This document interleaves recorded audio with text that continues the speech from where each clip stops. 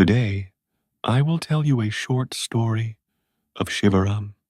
If you liked the video, please like, share, comment, and subscribe. यह video पूर्णतः काल्पनिक है। इसमें किसी गांव या व्यक्ति का उल्लेख नहीं है। इसके बाद भी यदि त्रुटि पाई जाती है, तो अधिकारी जिम्मेदार नहीं होंगे। This video is completely fictional. No village or person is mentioned. After this, if you find the error, then the authority will not be responsible. गांव का शरीफ आदमी शिवराम गांव के कोने में एक पुरानी हवेली के पास सुबह का सूरज धीरे धीरे अपनी किरणें बिखेर रहा था। पेड़ों पर बैठी चिड़ियां चहचहा रही थीं और गांव के लोग अपने अपने कामों में जुट गए थे।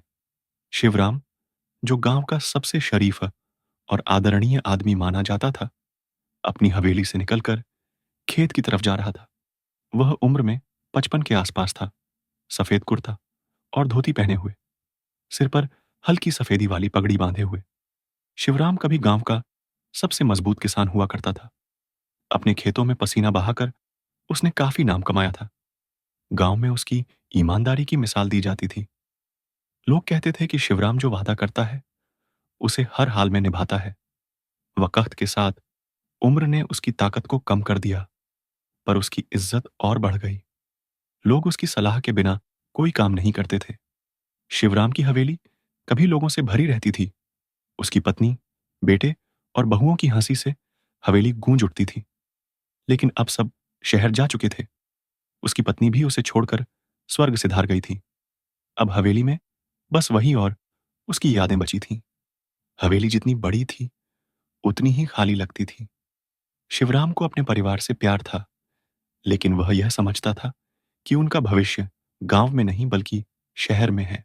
एक दिन गांव के कुछ लोग शिवराम के पास एक समस्या लेकर आए। बारिश के कारण एक परिवार का घर ढह गया था। शिवराम ने बिना सोचे समझे मदद की पेशकश की। उसने अपने खेतों की उपज बेचकर उस परिवार की आर्थिक मदद की और गांव के अन्य लोगों से भी उन्हें सहयोग देने को कहा। गांव वाले शिवराम की दरियादिली से हमेशा प्रभावित रहते थे। लिए शिवराम किसी संत से कम नहीं था। समय के साथ शिवराम ने महसूस किया कि उसका अकेलापन भी उसकी मदद की तरह था। वह गांव के लोगों के साथ बैठकर बात करता, उन्हें सुनता और उनके लिए जितना कर सकता करता। लोग उसके पास बैठकर अपने दुख दर्द बांटते और शिवराम उन्हें सुलझाने की कोशिश करता। वह समझ गया था कि असली खुशी दूसरों की मदद करने और उनके बीच रहकर ही मिलती है। उसका अकेलापन अब उसके जीवन का हिस्सा बन चुका था, लेकिन उसके आसपास गांव के लोगों का प्यार उसे कभी अकेला नहीं महसूस होने देता था।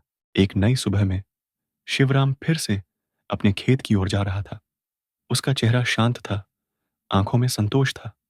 उसने यह सीखा था कि जिंदगी में कठिनाइयां तो आती रहेंगी, लेकिन सही रास्ते पर चलने और दूसरों की मदद करने से ही असली शांति मिलती है। गांव के लोग उसे देखकर मुस्कुराए और उसने उन्हें एक हल्की मुस्कान दी। शिवराम जानता था कि उसकी जिंदगी का असली मकसद दूसरों की मदद करना ही है और वही उसे खुशी देता था।